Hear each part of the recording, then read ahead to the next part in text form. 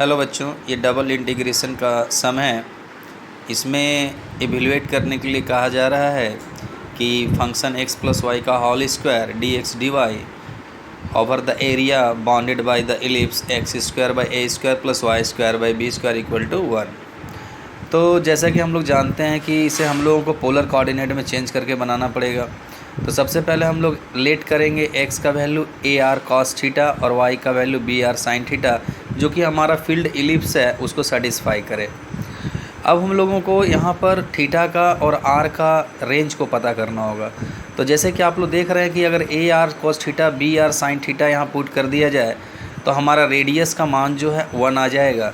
तो इसका मतलब है कि हम लोग अगर 0 to 1 अगर रखेंगे रेडियस का वैल्यू, और जो हमारा एंगल है वो चूँकि कंप्लीट इलिप्स जो है आपका ऑक्टेंट में रिवॉल्व होगा कम्प्लीटली, तो हम लोग इसे 0 से 2 पाई लेंगे, क्योंकि आपको पता ही है कि 1 कंप्लीट रिवॉल्यूशन में एंगल जो है 0 से 2 पाई तक ही बनेगा। यहाँ पर आगे करना क्या है कि हम लोगों को दिए हुए इस कंडीशन से x equal to A R cos theta और y equal to B R sine theta उससे जैकोबी निकालनी होगी। तो आप लोग जैकोबी के बारे में तो जान ही रहे होंगे, जब डबल इंटीग्रेशन का सम बना रहे हैं तो आप लोगों को पता ही होगा कि जैकोबी क्या होता है। तो यहाँ पर जो सबसे इम्पोर्टेंट फैक्ट है कि आप ये जो देख रहे जैकोबी निकालने का टेक्निक है कि curl X by curl theta हमें निकालना होगा। तो curl X by curl theta जब हम निकालेंगे यहाँ से, तो यहाँ पर कॉस थीटा का माइनस साइन थीटा बनेगा और ए आर उसी तरह रह जाएगा। फिर हम लोग इसी को एक बार आर के रिस्पेक्ट में डिफ्रेंशिएट करेंगे पार्शियली, तो हमें मिलेगा curl X by curl R equal to A cos theta. फिर हम लोग वही प्रोसेस यहाँ भी करेंगे वाई के साथ। तो curl Y by curl theta एक बार निकालेंगे, curl Y by curl R निकालेंगे। मैंने यहाँ निकाल दिया है। जैकोबी को निकालना था हमें एक्स वाई का वैल्यू थीटा आर के टर्म में, तो हम लोग इस तरह से लिखेंगे जैकोबियन को। अब ये फार्मूला होता है इसका, ये फॉर्मेट आप लोग पढ़ेंगे 3/3 में भी होता है, 2/2 में भी है। अब curl X by curl theta जो यहाँ पे आया था वो मैंने लिख दिया, इसे भी लिख दिया। सारा वैल्यू जो है जो आया उसको मैंने यहाँ लिखा। अब इससे हम लोगों को ये जो डिटर्मिनांट है इसको सॉल्व करेंगे।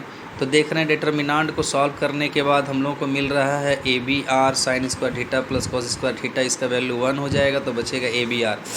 आपको एक बात हमेशा नोटिस करनी होगी कि जो भी हमारा फंक्शन दिया हुआ रहे, अगर उसको हम लोगों को उसका अगर हमें निकालना है integration, double integration triple integration जो भी निकालना हो, तो हम लोग उसको Jacobi D R D theta में चेंज करेंगे। जो फंक्शन होगा वो हमारा यहाँ मौजूद रहेगा। अब उसका वैल्यू भी हम लोग यहाँ से सब्स्टिट्यूट कर देते हैं। तो सबसे पहले मैं थोड़ा आप लोग को बता दूं कि देखिए ये फंक्शन है हमारा जिसको हमें इंटीग्रेट करने के लिए कहा गया है। तो हम लोग यहाँ x और y का वैल्यू दिए हुए कंडीशन से यहाँ से प्राप्त करेंगे और उसको लिखेंगे।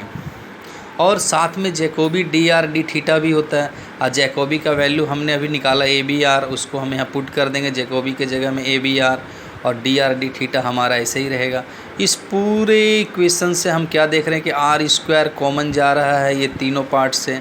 तो आर स्क्वायर यहाँ कॉमन निकालने के बाद हमें ये प्राप्त हुआ आर क्यूब।